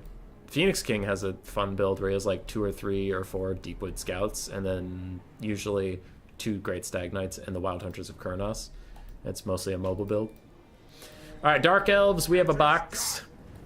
3 Dark Shards, some with shields, some without. We do have 1 Witch Elf. We have a Blackguard of Nagarond. You need to be very careful how you say that name. And then Bleak Swords, Black Art Corsairs, Bleak Swords, and Dread Spears. We also have the Canaan Assassin back again. The Black Dragon Egg. Why? I hate this item so much. It says it does 16 damage per second. It says it's 100% armor piercing. I promise you it is not. It does literally 0 damage. I hate that item so much. Then Web of Shadows and Assassin's Trophy is fine. Probably to help kill Sigvald. We also have Malekith. Huzzah. For Slanesh, we have, looks like, 4 Hellstriders, 2 Seekers, 4 Marauder Horsemen of Slanesh. Then we have a Pit of Shades caster, Sigvald the Magnificent, and 5 Devoted Marauders. This is very similar to what Hardness Warrior took versus me in yesterday's ODM tournament, when I was playing Skaven into their Slanesh, and they just got a shit ton of mobility and ran down my back line. It was brutal. They kicked my ass. I won the best of 3, but I lost versus their Slanesh. It was not close. But I won eventually. All right. Dark Shards firing out. Looks like they were mostly punishing Skirmish Cav, and now they are just stuck. Pit of Shades cast is going to try and kill some Bleak Swords, and the Canaan Assassin is in there. Oh god, there's Witch Elves in here too. Ooh, that's going to be a nasty Pit of Shades. It's catching 2 units. The only saving grace is I don't know if it's Overcast. Yeah, that's Overcast. Oh, that's brutal. That is a bad time to be a Dark Elf. Okay, did the Witch Elf survive? Barely. But you really want that debuff to Rampage Sigvald. That's all you really want it for. Lowers melee defense, Rampage him. Hellstriders sneak into the box, and the box is breached. The box is breached. Blackguard of Nagaron do need to advance. It looks like they are now to try and bail the Dark Shards out of a bad situation, as the Hellstriders just stop both units at once. Canaan Assassins and the Dread Spear Hellebroni are trying to take out Sigvald. He is down to half HP. Sigvald is tanky because of his like healing and stuff, but if you can kill him all at once. But speaking of getting killed all at once, 4 Skirmish Cav teeing off into Malekith at the same time. Now, they are taking a lot of damage from Dark Shards, so it is a trade, but Malekith's going to want that health back, and I guess with 1 Soul Stealer, he'll be fine. Dark Elves are holding strong, but man, Slanesh is making this a little bit of a nail grinder, nail biter. Finger grind? I don't know, man. I just work here. It's a stressful game, is all I'm trying to say. The Blackguard are going to have to stop these Marauder Horsemen, who are right in front of the Dark Shards. They're not actually attacking the Dark Shards yet. They just walked up to them. Witch Elves and Bleak Swords that are routed off are immediately chased by Hellstriders, and we have more Hellstriders and Seekers that are unfortunately forgotten in the backfield here. They do need to get active. There is a big hole in the formation right now. These guys could get active in it. It looks like they are going now, but it's those little delays that can add up if they keep happening over and over and over again that can really wear you down. Canaan Assassin not having the best time now that he's stuck next to Sigvald without Malekith, and he's fighting Devoted Marauders of Slanesh. He's not having a great day. Soul Stealer coming in from Malekith. Risky. It doesn't hit Sigvald. It was going for too much. The Marauder Horseman and Sigvald both managed to move out of the Soul Stealer. It'll still heal Malekith, so it does its damage. It does its point, but Sigvald's not getting burst down. And, ooh, big breath attack. Oh, big breath attack. Oh, half a Hellstrider dead. Very nice.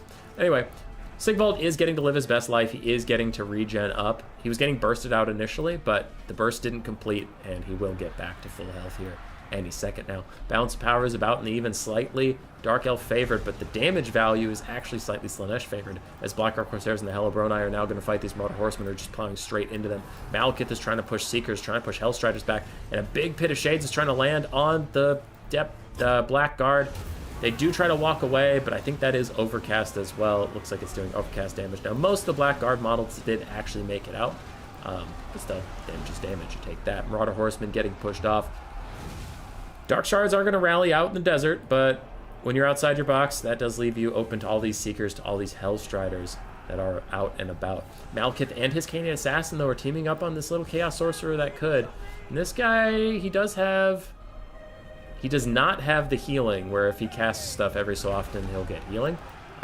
He's not going to get that. Dread Spear is trying to protect these last little Dark Shards. As they just push off the Marauder Horsemen, more Hellstriders come in, really trying to finish them off. Malekith and his Assassin are chasing around the Chaos Sorcerer of Slanesh, trying to keep him honest. The Dark Elves are pulling further ahead on the balance of power. Damage value is still very similar, and Sigvald is healing. I'm not convinced it's over just yet, as Sigvald gets a big shot onto Malekith. Malekith has to opt out of this fight. Sigvald has better melee defense than he has melee attack, and he has way better melee attack than Malekith has melee defense, so he needs to fuck off for a bit. Assassin's Trophy onto the Sorcerer of Slaanesh, giving him abysmal stats at 18-16 for melee attack and melee defense.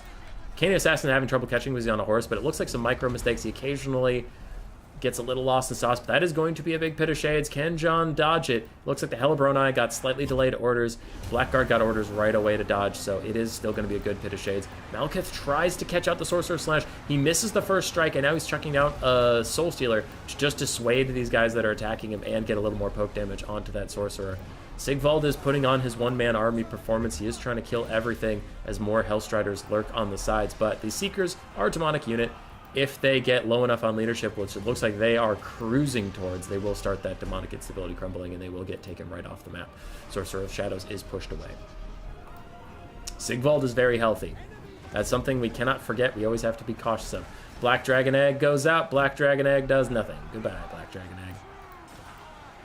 Sigvald's doing really good damage to Malekith. Malekith's struggling to get out of here. It doesn't look like he has orders to get out of here just yet, but even so, he's having a tough time. Some Marauder Horsemen going to melee rather than throwing. I think that is a saving grace for Malekith, because if he had taken a nasty ball there, he would not have had a good time at all. Slaanesh army ability coming in. Is it the Rampage or the Net? Is the Rampage, but a standard ground cast at the last second keeps Malekith from outright routing.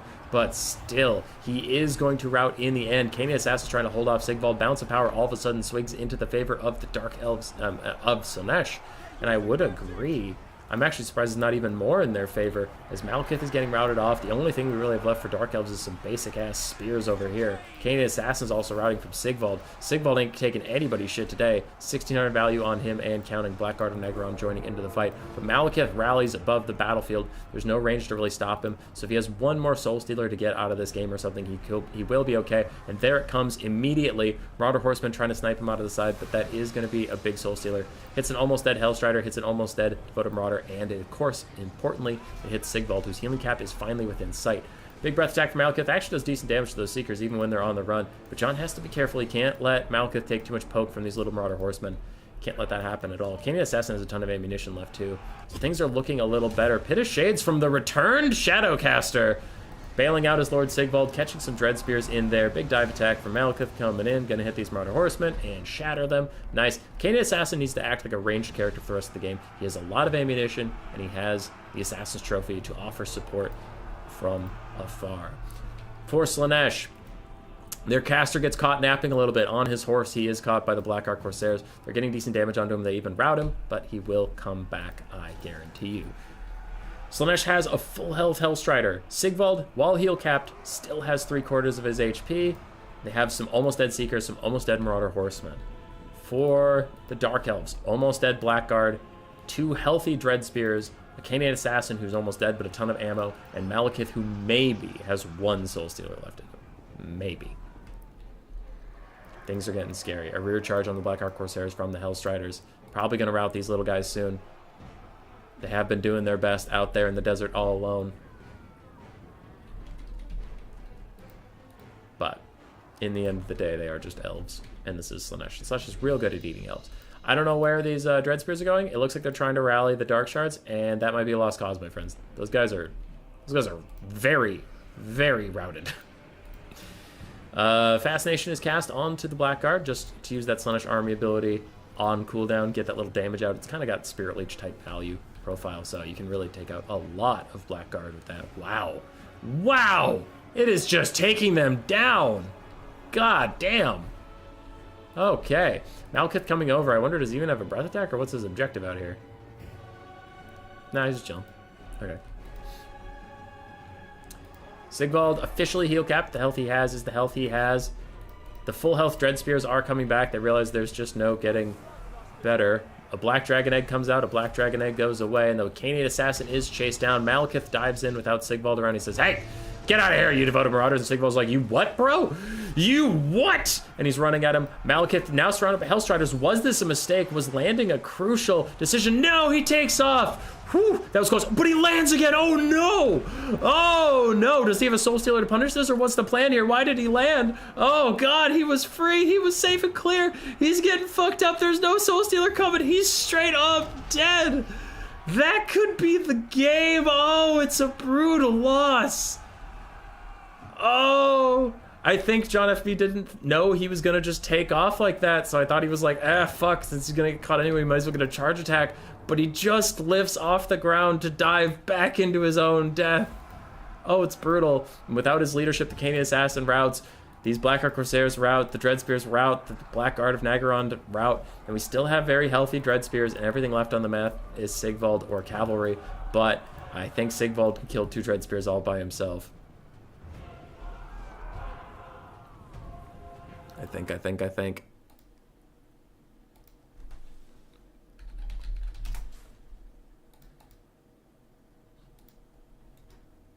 All right.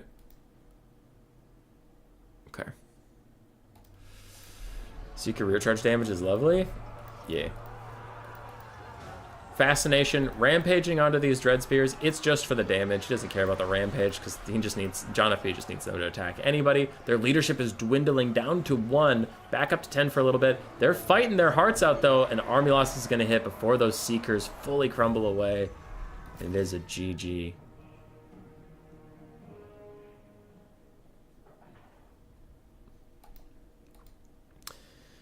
King Assassin actually did very nicely. Malekith did fine.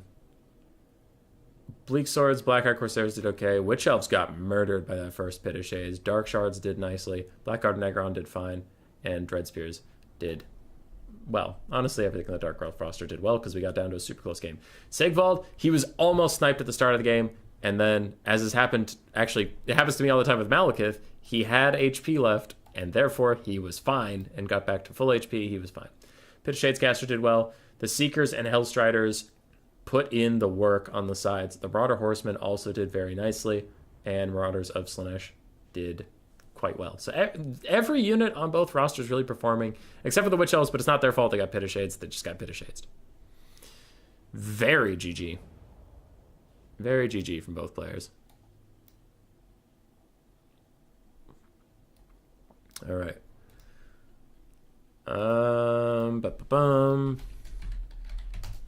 Cool. Cool. Just give me 1 second, everybody.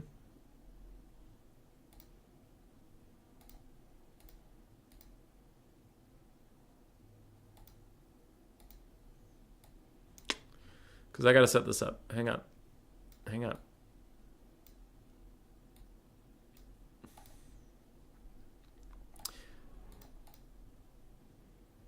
Okay. So I can't show you the other bracket because they have reported the score. But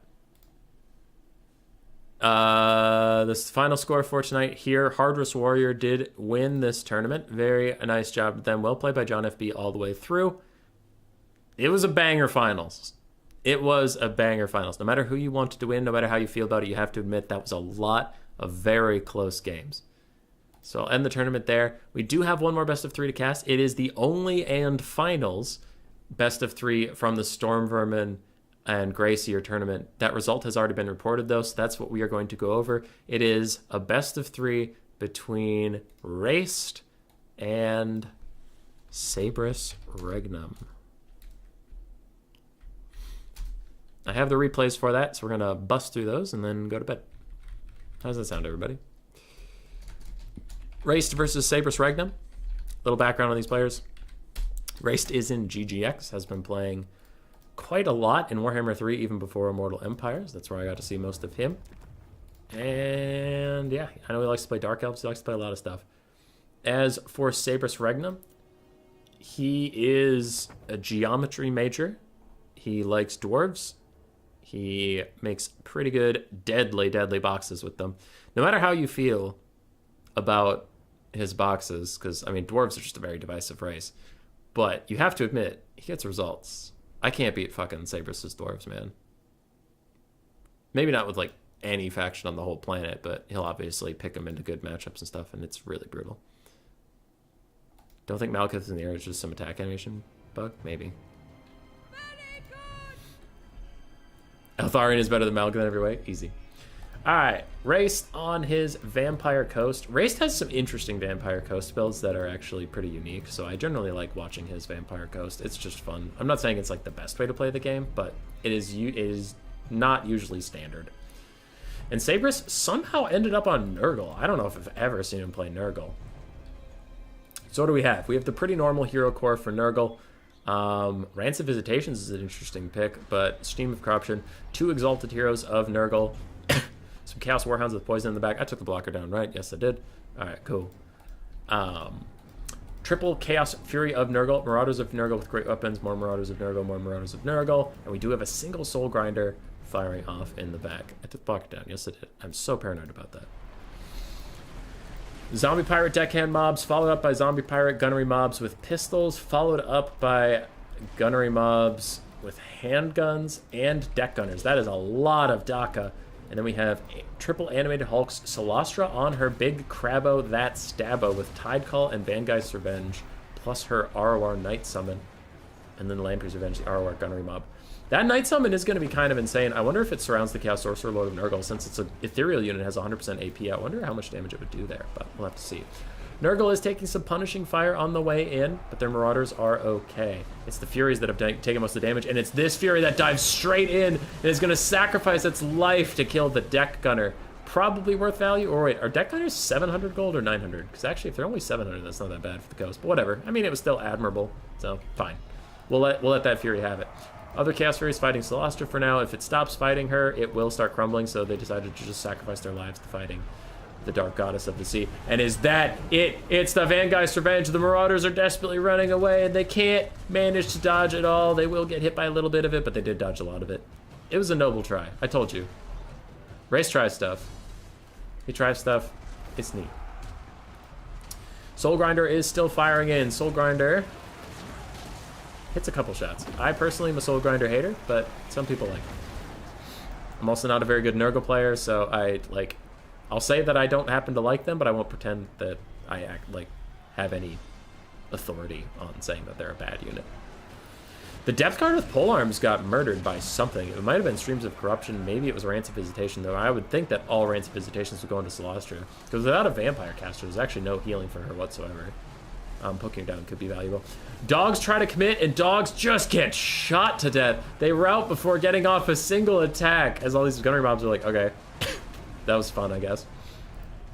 Now, without any bombers in this build, Race didn't bring any bombers. They don't have a good arc of fire to deal with the Marauders, so you can see that most of this gun line is having a hard time really assisting the frontline fight until the Marauders kill the zombies. And then after they kill the zombies, sure, you'll get a couple shots off, but then the Marauders are going to be walking after you.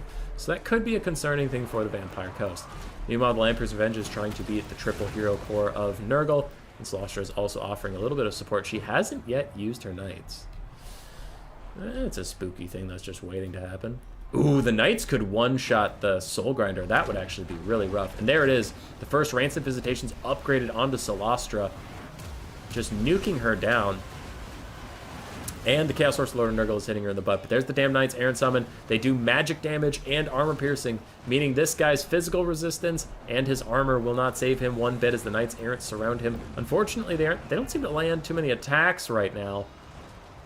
They're having a very hard time actually getting any shots on him, so that is unfortunate, but they're trying their best. You can see how much damage the Rancid Visitations Overcast did to Solastra. If you see a couple more of those, she would actually just die straight up. Nurgle Marauders are getting through the front line, though they are beaten and battered, and now they're met by animated Hulks, and the Nurgle front line is faltering to really get through and stop things. The Lamprey's Revenge are holding this flank, animated Hulks are holding the other flanks, and that's a lot of gunfire left that Nurgle's going to have to deal with. Horse Lords aren't the biggest targets, they aren't the most obvious. It's not like they're a giant crab lady sitting in front of all those guns, but still, they'll get shot. The best thing Race could do at this point is, once he gets down to just the single entities and all these guns, his guns will form a circle, and whoever they decide to attack, they will get shot from every other direction, and that could be a pretty good way to go. Dogs are back, dogs are leaving. Goodbye, dogs. Nurgle is in mass exodus except for their single entities. Their 4 single entities are still fighting. They're holding steady. And Celostra just pieces out of here for now. The Damned Knight's Errant Summon has 3 seconds left to live before it fades away. It was unfortunately less hype than I thought it would be. I am a little ashamed. I got excited, but oh well. You can't stop me from caring. Marauders of Nurgle pushed off by another Tide Call. And Lamper's Revenge finishing off these last couple guys over here. But it is just now guns versus single entities. Soul Grinder's having a bad time. But the Triple Hero Crow of Nurgle has kept Celostra really honest. They're just falling around. Since the replay, I can ×2 speed it, as Lamper's Revenge are going to come in and intercept them, but they continue to try to push. They continue to try to get to Celostra. And more Marauders are coming back. A couple more zombies are fading away. How many of these are handguns? Pistols, pistols, pistols. Handguns. Handguns. There's 2 handguns left. Those are the big ones because they're actually armor piercing. The pistols aren't armor piercing. They're just cheap. Soul Grinder taking a bit of poke. Celostra roaming free with a little over a third of her HP left. Closer to half, actually. Someone didn't get a charge. That could be it. Another Tide Call. After the first Vangeist Revenge miss, the Tide Call spam has actually been doing Celostra some decent work, but her value isn't that high, I guess. She's just out here living her best life. Exalted Heroes of Nurgle fighting it out. Chaos Sorcerer Lord throws his Filth Mace down. Why have the Filth Mace? Versus Undead, it just causes terror that they don't care about. Then it's like 25% more damage and some corroded armor. I guess, but zombies don't have armor to speak of, so who cares? I guess it was for Depth Guard. Okay. Depth Guard and Crabs. Ooh, for Crabs. Reduced armor for Crabs is really good. Okay. I take back my statement. I understand it now. Chaos Sorcerer Lord of Nurgle, his leadership is faltering. I feel like the Nurgle Lords have strangely low leadership. Because, remember, as far as this guy knows, he has full HP and he's that close to breaking. Next to 2 Exalted Heroes. I don't know why the Nurgle Lords' leadership is like that, but it feels very frequently like they're easy to die. Easy to break. Bounce power is about even. Because of that health, the health pool of this hero squad is still doing relatively well. And the guns are just trying to get an angle. Stream of Corruption. Oh, really good damage on that handgun mob. Celostra is slowly coming back. Soul Grinder is evaporating, and he's firing onto those handguns, just trying to take out more of the bullets. Make Celostra come in and fight. Because these Nurgle heroes are ready to melee fight whatever. Their problem is just being surrounded by guns. Throw out another Stream of Corruption, trying to chase down Celostra, not really able to get it done, and they are getting shot the entire time. He even terror routes. Wow. A Chaos Sorcerer Lord of Nurgle terror routing. Sad. It's a sad sight to see. Exalted Hero of Nurgle is fighting the Crabos. That's Stabbo. He is losing that fight while one tries to dance. He's Benny Hilling around, dodging all the handguns he can. But one of the Exalted Heroes routes. Chaos Sorcerer Lord gets solo. Bounce power shifts significantly in the favor of the coast. And Nurgle just does not have the juice left. Celostra barely survives. She hangs on. Bounce power does not.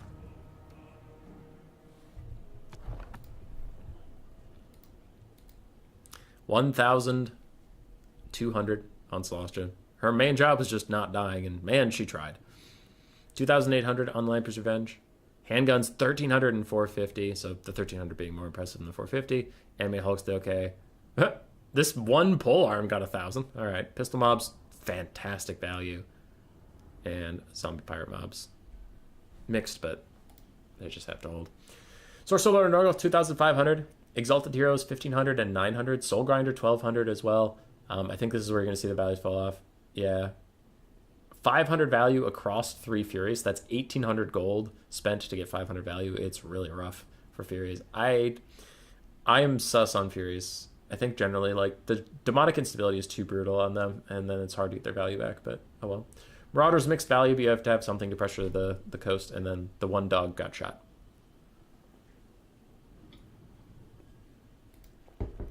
So, GG. On to game 2. Race is up 1-0. Does he close it out here?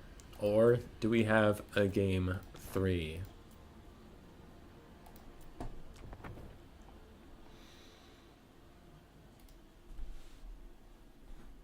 Throw that down. High Elves versus Grand Cathay, and two very weird builds. Two very weird builds for this matchup. Trying to kite Cathay. Hi, dog. How you doing? Trying to kite Cathay with High Elves, and Cathay says, all right, we're going to get the big green one. I haven't seen the big green Sentinel yet. I still haven't since it came out. So for Cathay, we have the Green Guardian, Terracotta Sentinel, ROR. We have the Righteous Lances of Wei Jin, ROR, Longma Riders. We have a Dragonblood Shugi Lord of Yin with Blossom Wind. Hell yeah. Blossom Wind, Ancestral Warriors, Cloak of Jet, and Storm of Shadows. You have triple Crane Gunner, and then a bunch of Peasant Long Spears and Jade Wars.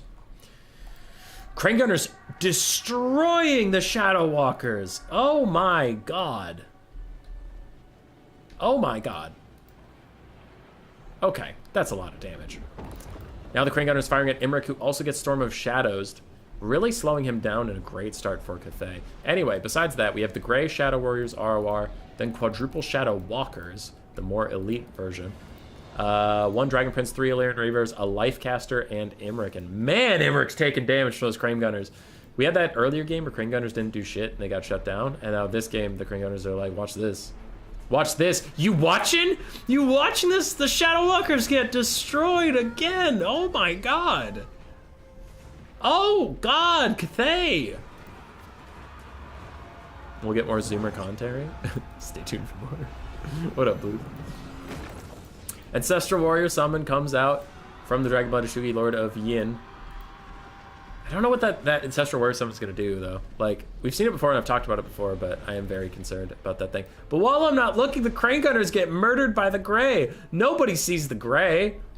Stock unspottable, snipe, taken down. These Crane Gunners, nobody even knows they're there. Nobody even knows they're there. Actually, wait, no one might know they're there. I mean, unless you're looking at the arrows flying at you, but he's got other shit going on. And these Crane Gunners are taking out so many Shadow Walkers. Just everybody's dying. And look at the Green Guardian. Just standing out there, just like, hey, what's going on? But he might have fucked up, because he left. Yeah, he left.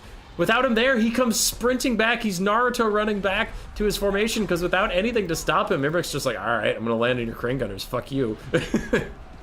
Starts taking him down. The Righteous Lances of Wei Jin land on the Grey, and some Shadow Walkers try to provide a little bit of supporting fire. Illyrian Reavers deploy in the back, and they shatter those Crane Gunners, then leave them alone. But Imrik is really close to terror-outing these Crane Gunners. The other Crane Gunners are taking a good amount of damage from the Shadow Walkers, but they did just get hit with the Blossom Winds. They got blinded for a second. And the Skirmishers of the High Elves taking a lot of damage. Cathay is still up on the balance power, but only slightly. And the Green Guardian is back, and he says, pay attention to me in our honorable duel. And Imrik's like, no, that's okay. I'm gonna keep killing some Crane Gunners, okay? Okay. Nah, I'm not gonna fight you. Nah. Green Guardian slams into him, does a little bit of damage, and Imrik is still getting orders to walk past him. Imrik's like, nah, excuse me, I need to go kill your Crane Gunners. Nah, I don't want to fight you. Not really. In the distance, the Righteous Lances are trying to finish off the Grey, but they get countercharged by two different Illyrian Reaver units, and they get murked into the dust. Dragonblood Shugi Lord of Yin is trying to take out the Mage of Life, and that's a good call out. I have been criticized, rightfully so, many times for trying to fight Imrik instead of taking out his healing first and then fighting Imrik, because if you do that, if you fight Imrik, you're fighting two whole Imriks. If you kill her first, you only have to fight one Imrik. But a Blossom Wind trying to bail out the Shugen Lord, who is now surrounded by Illyrian Reavers. Admittedly, they're Illyrian Reavers, not going to do that much damage, but still. The last Crane Gunner that's still non-shattered is getting pushed outside the box. Does the box move with him, or does it just let him go? Because if it lets him go, let it go, let it go. Illyrian Reavers are going to swoop in and pick up that kill. Shugi Lord is trying to get away. Storm of Shadows will reduce the Illyrian Reaver's speed to 50. Hers is 105, but there's two things. One, charge animations are a bitch, and two, the Yin Lord is much faster in the sky than she is on the ground, even though her speed won't tell you that. But she does manage to get away just before the Dragon Princes would have swept in to clean her up. Now, where are we at? Imrik had received healing at some point, so his healing cap is somewhere just beyond where we can see, but he's not a full health Imrik. All the Crane Gunners are gone for Cathay, so they just have melee units left.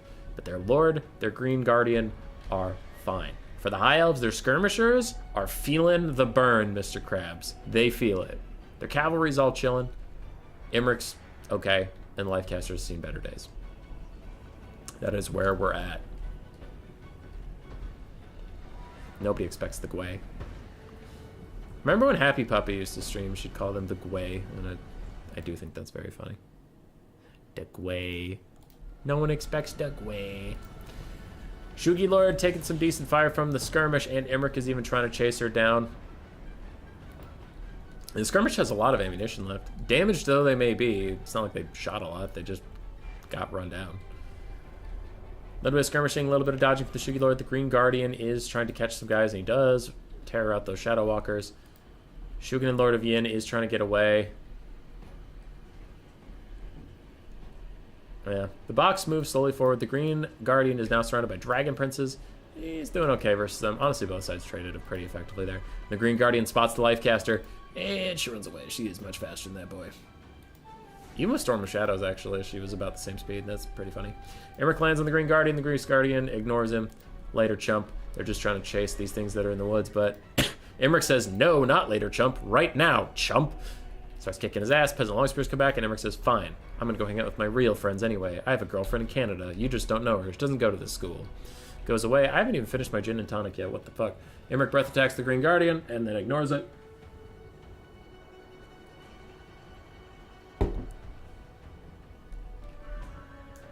Seems like it'll be a game 3. If Cathay wins, yes. If you want a game 3, you're rooting for Cathay. Green Guardian gets dove on by Imrik again. Imrik takes a little bit of poke. He got more healing. His heal cap's still not within sight, so as far as we know, he has like a million more regrowths to go. 2 skirmishers were pushed off the corner of the map. There's 2 skirmishers that remain and a whole bunch of cavalry. Imrik is still chasing around this lady in the sky. Lucy in the sky with diamonds. Lucy in the sky. Cathay is down on the balance of power. Breath attack from Imrik nicks her a little bit, and then he himself is just chasing her. And honestly, some insane range from those skirmishers of the High Elves. God damn. Blossom Wind is cast out, but just then she is routed off. There will be no more magic for Cathay and no more leadership unless she can outrun Imrik, get a little bit of space, and come back, but it's not looking likely. The Cathay box moves onward. You're from Canada? Lies and slander. Canada's not real. Dwellers below trying to catch some of the infantry. The big Terracotta Sentinel. Let's chase down those archers for a bit. And we still have the Grey. They're here. They're doing their absolute best. Anything that routes will get run off immediately by Illyrian Reavers. Box is getting torn apart. Imrik dives down. Imrik is in the middle of spears, but he's terror routing them. When they terror out, they are fresh fish for these Illyrian Reavers because they're going to have their backs turned. They won't have their charge defense. Imrik's healing cap is at last within sight. He pops his Dragon Horn again, but the Green Guardian is getting awful low. The Jade Warriors and stuff just can't pick their own fights. Dwellers below going to do a little bit of damage, but most of it is dodged by Cathay. Imrik lands again. His Cav have charged in. They're trying to get these Jade Warriors to terror out. There is no harmony bonus for these guys, so Jade Warriors and Peasant Longspears are now just pretty alright melee combatants, but they're not actually that elite anymore. They're not that strong without that harmony bonus. The Green Guardian is about to fall, and when he does, army losses will hit. Cathay gets taken down, and the High Elves from a brutal start. From an absolutely brutal start where their skirmishers were just getting torn apart by crane gunners, they hung in there tenaciously. Good dodging from a lot of their skirmish elements, and they hung on. They took apart the box slowly over time. Why didn't the mage land near the terracotta? I don't know, Yukisa. That would probably be smart. I think they were worried about landing because then it would be harder to dodge the arrows, but I don't know. You'd have to ask Sabris. Derek, probably, yeah. I mean, like, I'm not trying to defend it, but I will say, like, hindsight's 20/20. You know, when you're in the game, it might be like, ah, fuck, I should have just done this instead, right? So, for Raced, who is our winner today for that tournament? 2,800 on Imrik, 500 on the Dragon Princes, though they had full health. They were just chilling. They didn't have to do too much just yet. Lifecaster did fine. Shadow Walkers, Shadow Warriors, mixed, but overall really good value, and I am surprised about that. Illyrian Reavers did well, also running stuff off. For Sabris Regnum, his build was looking good at first, right? It was doing very well at first. These Crane Gunners massacred a bunch of the skirmishers. The Yin Lord was neat. I think Blossom Wind was a bit of a meme. Unfortunately, it just didn't really do the damage he wanted, but you love people bringing it anyway. Green Guardian did well, very nicely for him. And that's the first time I get to see him, so I got to see him and he did well. Good for you. Righteous Lances struggled a bit. They got skirmished a bunch. And then all of the melee units just didn't get to, like, play the game. So, GG. Yeah, Derek, I agree with you. I do think it was a mistake, but I don't think it's... I mean, Sabres probably had a reason for doing it, but I imagine that after it was done and having lost with it, they would probably be like, yeah, I should have just landed, but, you know. For sure. So that's GG. That is GG. And that'll be it for the stream today. Part 2. If you were here for part 1 and then I kicked the switch and you rejoined, thanks for rejoining. If you didn't rejoin, you're now watching the VOD of this later and you realize there was a part 2. Yeah, really sorry about kicking the power switch under my desk. That was unfortunate to say the least. But thanks for coming back around. We did have... Even back then, we had 50 people. We never got back to 50 with the second part of the stream, but we got back up to 40. And that's still like the best nighttime viewership I've ever had. NA nighttime, right? So really appreciate you guys sticking around. And if you're new to the stream, feel free to throw a subscribe down. It really helps YouTube recommend us to more people. Even if you don't intend on watching all of my content ever, the subscribe would be appreciated. If you don't feel like doing it, then don't. But I made my case. Right? Okay. If you are still here, hang on. If you are still here, we do have an event that starts tomorrow. Where are you? So, right here in my Discord, Umai's is running some of his land battles with capture point Steam mod. It's just it takes domination and land battles and slaps them together on community made maps, where there's a central capture point that'll activate after a set amount of time, but there's no reinforcements, there's no unsummoning, there's nothing like that. So it's just land battles, but if you're getting kited or something like that, you can just take the central point. Your opponent will eventually have to come push you off, so they either need to kite you in a way that they can do enough damage before they need to come take the point. It's not like a slow kite. Like a slow kite won't work because there's not enough time. I haven't gotten to try it yet. I've been busy with normal land battle stuff. But if you feel like it, you can play on Vermin League. And if you type in game, right? If you type in game, you'll match with someone like Umai's did versus Strat Game here. And then you can type in land. If you and your opponent want to, you'll type in land. The Me6 bot will give you 3 maps from this capture point mod. And you can do that. If you don't feel like playing that, you can just do game and play regular Vermin League with regular land battles.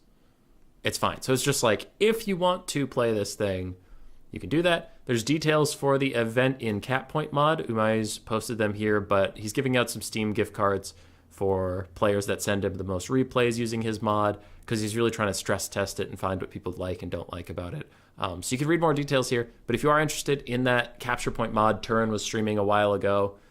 We're running an event with it. It's pretty casual. Just hop in, have a good time. So yeah. Okay, I did the pitch for the thing. That starts Monday, which starts in 3 hours because it's 9 p.m. Yeah. Though, if you are a Vermin League fanatic and you are worried about not being able to play regular land battles all week, it is optional. Regular land battles are still there. Nothing has changed. It is just an additional option. Do not worry, my friends. Land battles aren't going anywhere. All right. Have a good night, everybody.